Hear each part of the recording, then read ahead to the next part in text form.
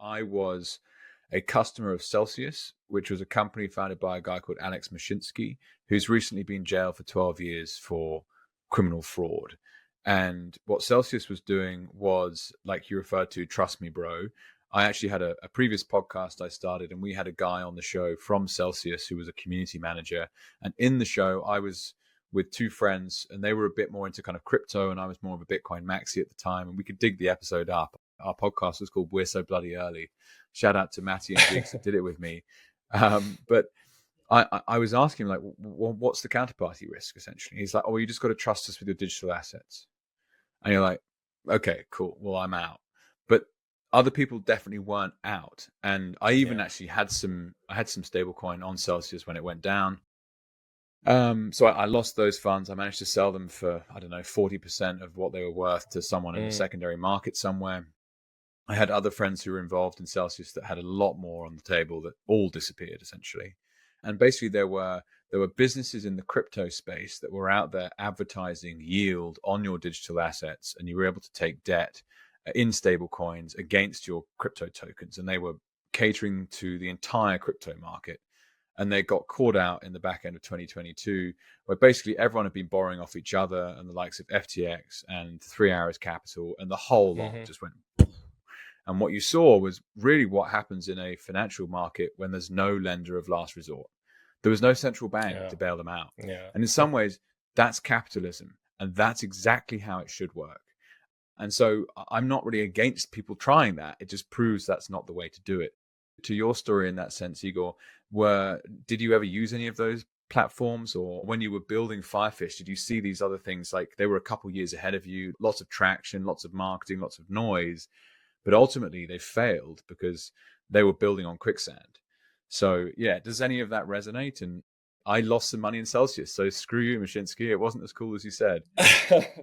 Yeah, so sorry to hear that. I mean, yeah, we keep on hearing a lot of stories about Celsius in particular, BlockFi as well, right, and a couple of other platforms that were out there. And to be fairly honest, these platforms were exactly part of our inspiration, right? Because it didn't to your point, like if someone really says that you have to trust me that I'm gonna return your Bitcoin back, and also just if you do the simple math, when someone promises you like, hey, you're gonna get 4% yield on your Bitcoin, when you know that Bitcoin itself is not generating any yield, then obviously you should ask yourself the question like, okay, so where does the yield come from? And that's actually my favorite Bitcoin meme.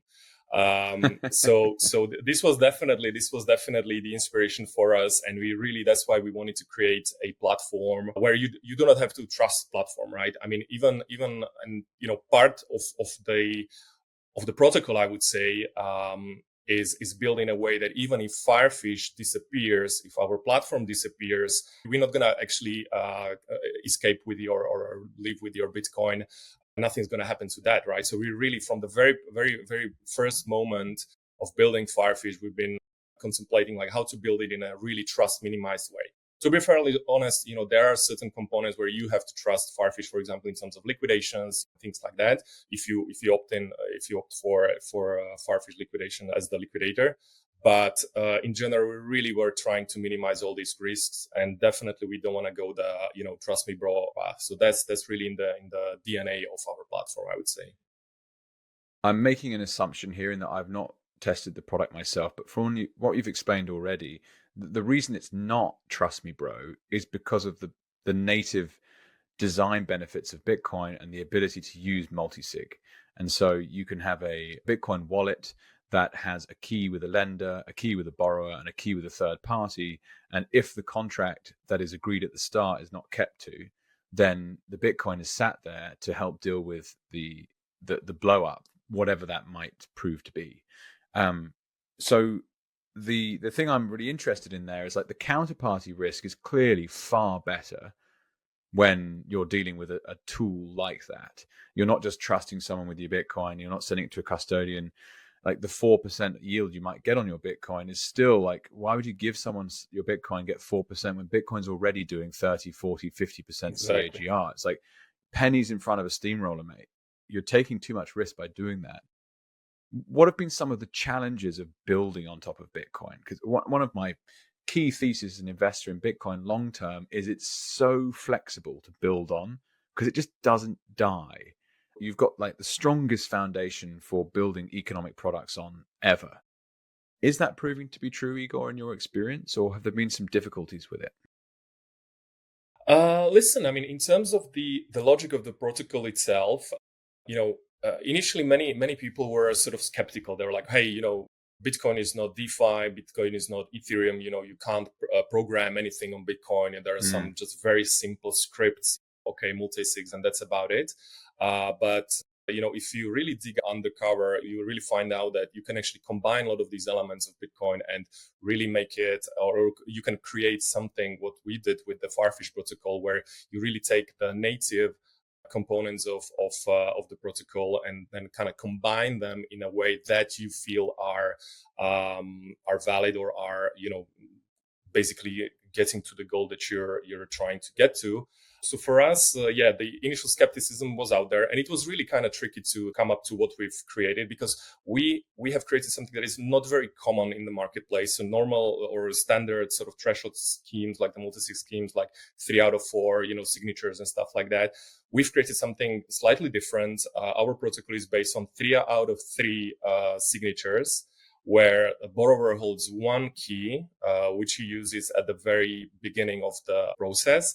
And then 2 additional keys are held by what we call oracles. So we have a price oracle and a payment oracle, right? So the lender actually doesn't have to hold a key, which is sort of counterintuitive, because it's not a standard setup that you would normally see in the market.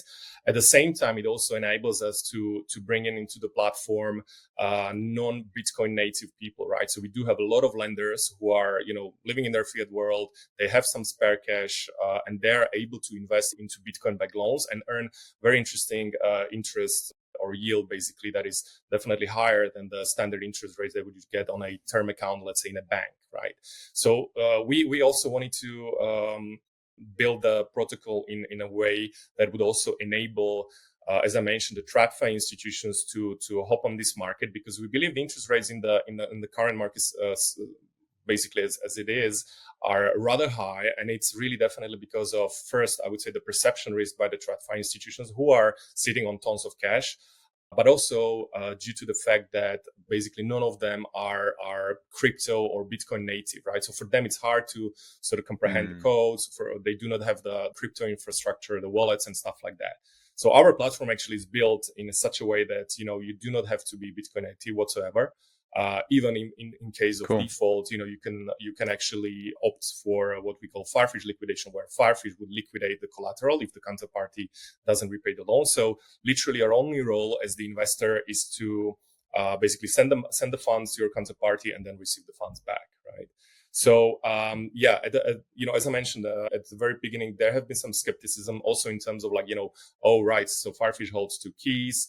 The very important point to mention is that even though we do hold the keys, and those keys are actually just to decide whether Bitcoin goes back to the borrower or to the liquidator, right? The liquidator could be investor themselves, or it could be Firefish. So literally, we are only able to say that Bitcoin goes left or it goes right, depending on the payment information or depending on the price information we get. So, for example, if Bitcoin price collapses like 50%, because our standard LTV is 50%. So if Bitcoin collapses to what we say LTV 95, then Bitcoin will get liquidated. So even though we do hold the key to kind of decide whether Bitcoin goes left or right, we can't change those addresses. Those are hard coded. It's always going to be the borrower's address, and it's always going to be the liquidator's address. So that's how the logic of the protocol basically works.